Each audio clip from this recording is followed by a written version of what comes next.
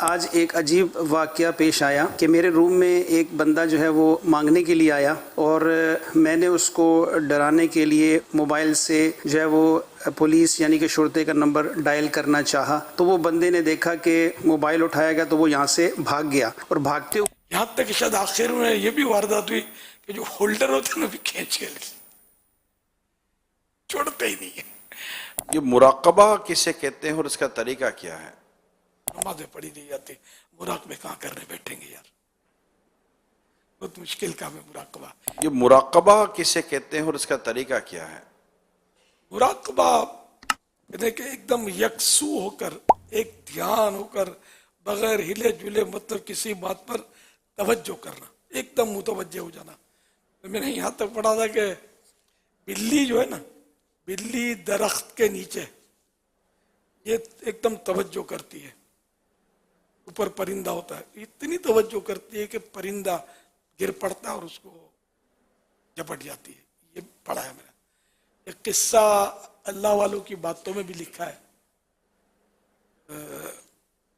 نام بھول گیا ایک خلیفہ کا یا گورنر تھا کوئی, وہ مطلب تاریخ اسلام کا واقعہ ہے کہ وہ گھر سے مسجد میں گیا, ایک بلی تھی تو بیٹھی ہوئی تھی, اس کو مطلب خادم نے کہا کہ میں نے بھگانا چاہا, تو اس نے کہا نہیں اس کو بیٹھنے دو.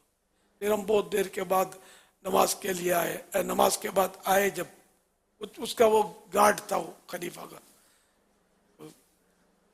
خیر ہم آئے تو اب بھی بلی وہیں بیٹھی تھی, ہم پھر بھی نہیں بھگایا ہم نے اس کو.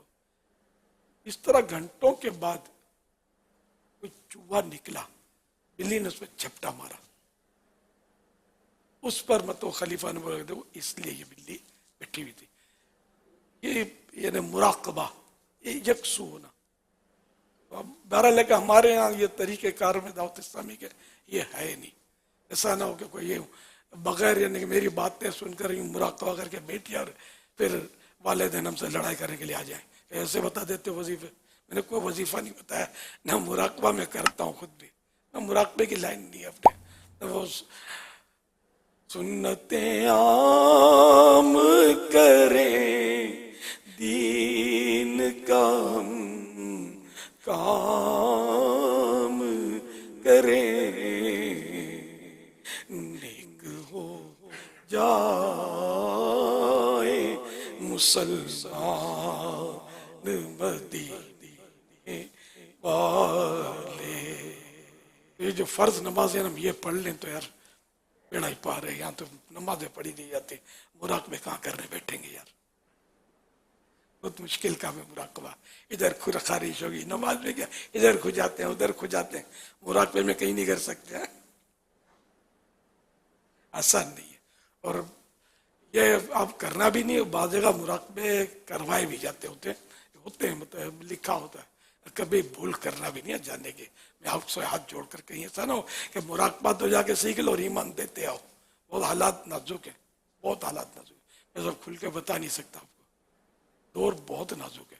وہ جو مراقبہ کرنے والے اولیاء کرام 6 وقت وہ مزاروں میں کہیں ہوں گے, مطلب انکار نہیں ہے اس کا کہ بالکل دنیا خالی ہو, لیکن حالات بہت خراب ہے.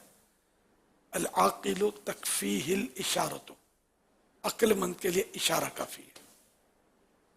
امیر اہل سنت کی بارگاہ میں سوال یہ عرض تھا کہ آج ایک عجیب واقعہ پیش آیا کہ میرے روم میں ایک بندہ جو ہے وہ مانگنے کے لیے آیا اور میں نے اس کو ڈرانے کے لیے موبائل سے جو ہے وہ پولیس یعنی کہ شرطے کا نمبر ڈائل کرنا چاہا تو وہ بندے نے دیکھا کہ موبائل اٹھایا گیا تو وہ یہاں سے بھاگ گیا اور بھاگتے ہوئے وہ اپنی جوتیاں جو ہے وہ ہمارے روم کے باہر چھوڑ گیا. اب یہ عرض کرنی تھی کہ ان جوتیوں کا کیا کیا جائے. میرے لیے, میرے والدین کے لیے بے حساب بخشش و مغفرت کی دعا فرمائیے گا. اللہ اللہ نے جوتے چھوڑ کے بھاگ گیا, یہ بہت مایوب ہے ویسے جوتے چھوڑ کے بھاگنا. یہ لگتا ہے کہ کوئی پاکستان کے باہر کا ہو, کیونکہ وہ یہاں تو ڈرتے نہیں ہیں شرطوں سے, نہ شرطہ بولتے ہیں, شرطہ تو عربی میں بولتے ہیں نا شرطی, تو اور وہاں پابندی سخت ہے. ہمارے یہاں ہے پابندی, ہمارے یہاں بھی ہے, لیکن یہاں بہت کچھ چل رہا ہوتا ہے. تو وہاں اگر سچا بھی ہوگا نا وہ مانگنے والا, تو وہ سچا دنیا میں کہیں بھی, یعنی کہ اگر واقعی وہ بھیک لینے کا حقدار ہے, شرن ایسا ہے کہ اس پہ نہ ایک دن کا اس کے پاس کھانے کا ہے نہ پہننے کا ہے, اور پہننے کا تو کھانے کا نہیں, کھانے کا تو پہننے کا نہیں, یہ بہت دور جا کے صورت بنتی ہے, بہت بعید صورت. لیکن اگر ایسا ہے تو سوال تو کر سکتا ہے, لیکن ایسا ظاہر ہے کہ کم ہوتے ہیں.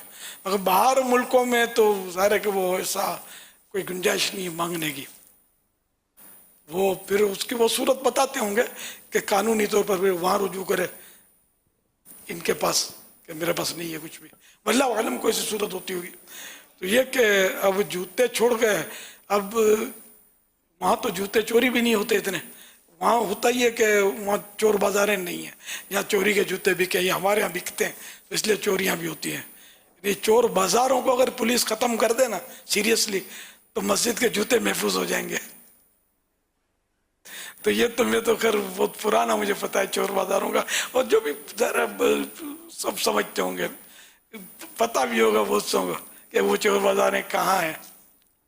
اللہ پاک عافیت نصیب فرمائے. تو اب یہ کہ اب یہ بھی نہیں کہہ سکتے کہ یہ چوری کے جوتے ہوں گے یا کسی کے پہن لیے ہوں گے تو چھوڑ کے بھاگ گیا ہوگا, اپنے ہوتے تو شاید اٹھا کے بھاگتا. اللہ اعلم. تو وہاں میں نے دیکھا ہے کہ جیسے عرب ممالک میں بعض جگہ دیکھا ہے, خلیج میں نے, کہ وہ چپل جو ہے نا, یہ ہم اپنے چپل جوتے نہیں جانے دیتے مسجد میں, وہ جو واش روم ہوتے ہیں وہاں چپل رکھتے ہیں, وہاں انتظامیہ رکھتی ہے. وہ چپل پہ یہ کمال یہ کرتے ہیں, کمال کا کمال ہے, وہ تھوڑا سا ایسا اس کا یوں ٹک کر کے وہ کٹ لگا دیتے ہیں, تھوڑا سا ایسا کاٹ کے نکال لیتے ہیں. اب یہ کہ یہ صرف مسجدوں میں اس طرح کے چپل ہوتے ہیں, تو کوئی بھول کر بھی پہن کر جائے گا تو اس کو واپس مسجد تک پہنچنا بڑا مشکل ہے. کوئی بولے نہیں کہ مسجد کے چپل لے کے کہاں جا رہے ہو, تو کوئی لے ہی نہیں سکتا, کہ استعمال ہی نہیں کر سکتا, اس کو قابل استعمال رکھتے نہیں ہے, لیکن وہاں کام چل جاتا ہے. تو باہر کے چپل جوتے اگر لے کر جائیں گے نا, اس میں یہ صفائی کا کانسیپٹ معلوم ہوتا ہے. یہ تو تجربہ ہے کہ باہر کے استعمال, جیسے ہمارے یہاں تو باہر کے ہی ہم لوگ لے جاتے ہیں, تو وہ فرش کالا کالا, کیچڑ اور کالے پاؤں کے نشانی سب اندازہ ہوگا سب کو. اسی لیے گھروں میں تو ایک چپل مخصوص کر دیتے ہیں کہ سب وہی پہن کر جائیں. واش روم میں ایک یا دو چپل کی جوڑی رکھ دیتے ہیں, تو یہ اسی لیے کہ وہ صفائی رہے, ورنہ استعمالی میں صفائی نہیں رہے گی, فرش خراب ہوگا. مسجدوں میں یہ انتظام نہیں ہوتا ہمارے یہاں, تو وہ بہرحال انتظام ہے تو آئیڈیل, لیکن یہ کہ اب ہمارے یہاں چونکہ عرف نہیں ہے, اس لیے مسجد کے چندے میں سے اس طرح کا کہ آپ بولو ہم چپل خرید لیں اور یہ کٹ لگا کے رکھ دیں, تو یہ ہماری قوم یہ بھی اٹھا جائے گی, یہ بھی خیال رکھنا. اور مسجد میں تو رکھ بھی نہیں سکتے, یہ مسجد میں مسجد کے چندے سے ہی نہیں رکھ سکتے, الگ سے چندہ کر لیا جائے, لیکن امکان یہ ہے کہ یہ بھی اٹھا جائیں گے, وہ چلو اپنے گھر میں رکھنے کے لیے کام آ جائے گا, واش روم میں یوں کر کے اٹھا لیں گے, کوئی بھروسہ نہیں ہے. یعنی اتنے عجیب لوگ ہوتے ہیں کہ مجھے تو پتا ہے نا کہ ہماری جیسے بچپن کی بات کر رہا ہوں, لکڑی کی سیڑھی تھی, پرانا سا مکان تھا, تو اس میں ہم بلب لگاتے تھے, تو بلب چوری ہوتا تھا. تو پھر پتا چلا بھائی بلب کا کوئی پنجرا بھی آتا ہے. پنجرا آپ لوگوں نے دیکھا بھی نہیں ہوگا, دیکھا ہے, وہ پنجرا آتا ہے. جی وہ بند ہو, پنجرا لگاتے تھے, تو پھر بھی لے آتے تھے, پنجرا اکھیڑ لے بلب لے جائے. یہاں تک کہ شاید آخر میں یہ بھی واردات ہوئی کہ جو ہولڈر ہوتے ہیں نا بھی کھینچ کے چھوڑتے ہی نہیں ہے. ہمارے یہاں بہت یار بہت آزمائش ہے. پہلے یہ بلب بک جاتے ہوں گے, اب تو ان بلبوں کا اتنا رواج نہیں رہا ہے. وہ جو پیلی لائٹ دیتے ہیں وہ اب سیور آ گئے, جو بجلی بھی کم لیتے. پہلے ہم لوگ وہ لگاتے, سیور کا نام نہیں سنا تھا, سیور شاید ایجاد بھی نہیں ہوا تھا اس وقت. ٹیوب لائٹ ذرا مہنگی ہوتی تھی, تو زیادہ تر وہ